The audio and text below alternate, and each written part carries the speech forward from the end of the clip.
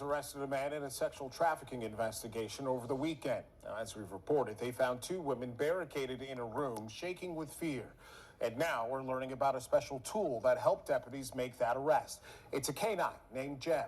Fox 59's Scarlett O'Hara met up with Jeb today and explains how he's able to sniff out electronics that are even smaller than a cell phone. 2-year-old Jeb the Black Lab flunked out of service dog training, so he took his talents elsewhere. Jeb, sit. You go work. You go work. Seek. Seek. Seek.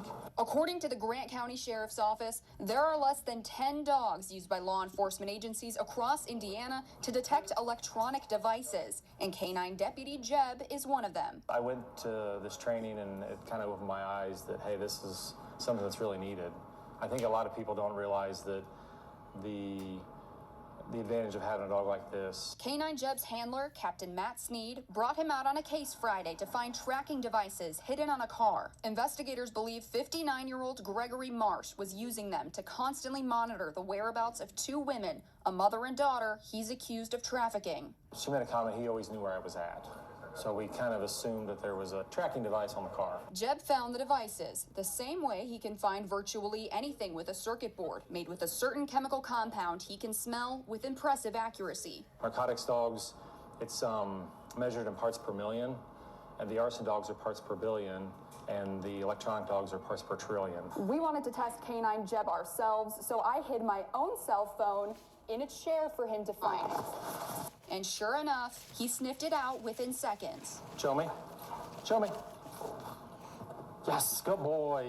Canine Jeb was donated by an Indiana-based organization called Not Today that works to combat sex trafficking and child exploitation by offering prevention strategies and services. I asked Captain Sneed about the other two cases Jeb has under his belt. We deployed him in a house. He found some phones in the house that we knew were there. We also went up and helped Huntington County and State Police on a search warrant on a house up there on a child pornography case. Sneed says Jeb is a lot different than a narcotic sniffing dog. Because food is a reward, Sneed says he needs to hide a couple dozen devices every day just to feed him.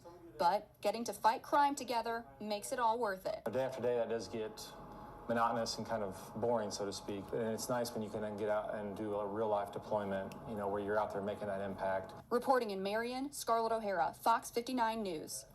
The Sheriff's Office says Gregory Marsh faces several charges, including promotion of human sexual trafficking, voyeurism, criminal confinement, and domestic battery.